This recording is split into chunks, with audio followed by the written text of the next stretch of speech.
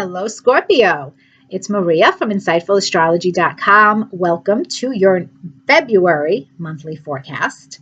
It's February 2021 already. Life is just passing all of us by. Hopefully, you are living it, experiencing it. And this month, you are going to live it and experience it more in home and family matters in a heavily concentrated way. It is kind of like nothing else matters this month for you. Here's why. You're beginning the month with Mercury retrograde in your fourth house of home and family, offering some contemplation, confusion, reevaluation about a decision with a family member, about your family life, or about real estate. For some of you, this could be a refinance. It could be rethinking, do I want to do this home renovation? It can be reuniting with family, with relatives that you've lost touch with. And that energy is there. But in addition to that energy, we have Jupiter and Saturn that are both there, settling in to your fourth house. And Jupiter is expanding this area of your life for you to pay attention to it, for you to grow.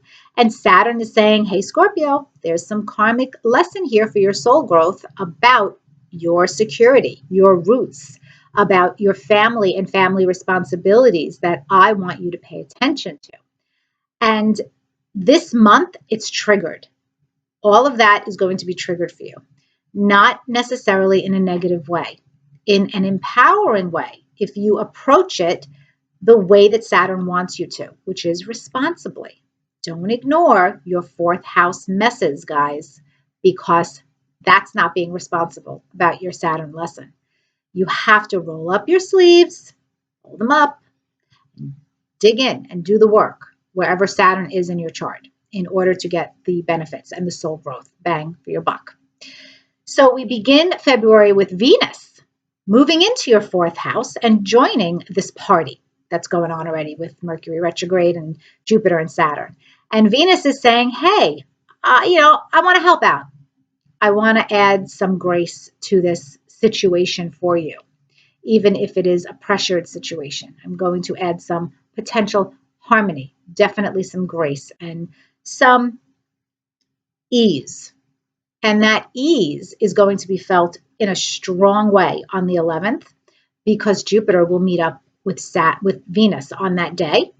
And this is a once a year conjunction between the two benefic planets in astrology, the two happiest planets, Venus and Jupiter. And when they get together, there's often a gift in that area of your life that is offered to you. So there can be a very real gift connected to an emotional family matter that you're going through, or connected to physical real estate. Maybe it's a financially beneficial gift. You're buying or selling real estate. You find your dream home, perhaps. It's also possible that there's a healing here with a home family matter. On that same day, on the 11th, there's a new moon that falls in your fourth house. So Scorpio, huge, huge, huge, huge opportunity here, especially for you guys if you're thinking about moving, if you're doing something new with family. This day is just a golden day where things are happening. Life is happening. The only problem potentially with this is that we have Saturn making the first of 3 squares to Uranus this month as well. And that happens to be the biggest astrological pattern of all 2021 for everybody. So for you, Scorpio, Saturn's there in your fourth house saying, all right, let's get down to brass tacks here and take care of family stuff and my living situation and my security and my roots. But Uranus is in your partnership sector. And Uranus is shaking things up in your marriage or committed relationship in ways that you have never experienced before. For some of you, this is invigorating. It's an awakening. It's, oh my gosh, I've been in a stale, boring marriage for so long, and now we're doing this instead. And okay, that's great. But for a lot of you, this is destabilizing energy. Because Scorpio, as a fixed sign, you do like to keep things as they are. You don't like to rock the boat. You don't do well with change.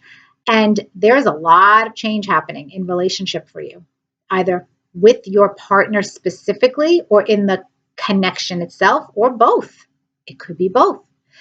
And the first square of Uranus in your 7th house of partnership to Saturn in your 4th house on February 17th can be a very real dissension, conflict between you and your partner about a home family matter.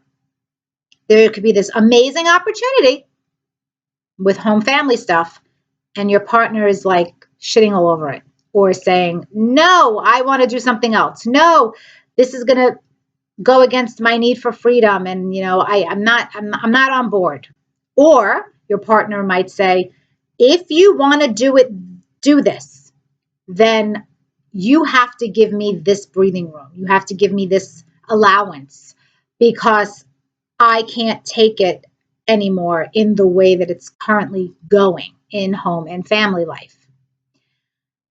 So it's going to be an interesting journey for you in 2021, because there is huge growth spurts and significant happenings in home family matters and responsibilities.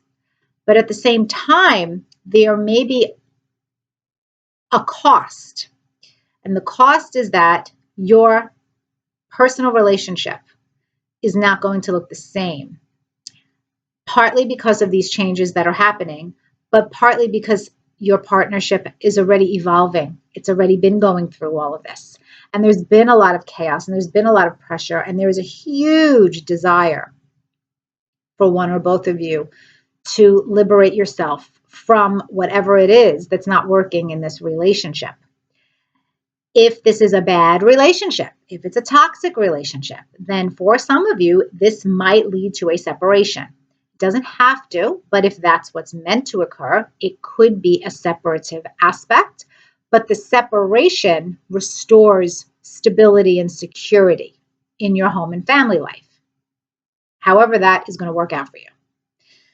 Now, in addition to this energy, if you are single, the end of the month on the 25th, Venus will move into your 5th house, and that opens up a beautiful window for romance, for pleasure, and fun. So take it, okay? And then we're going to end the month on the 27th with a full moon in Virgo that lands in your 11th house. And this is, the 11th house is your hopes, wishes, and dreams. And this full moon is kind to Scorpio. Earth and water get along. So I actually see this full moon as a fulfillment of a wish for you, of a dream, of an aspiration. That could be very, very nice, whatever that is for you. This can also be a very emotionally gratifying time in your social life, or with an internet-related or group endeavor that you are working on. You may release it, and it might be very successful. Okay, so guys, thank you so much for liking, sharing, subscribing, and your kind comments. I really appreciate it.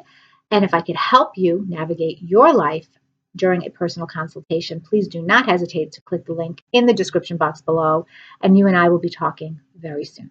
Happy February.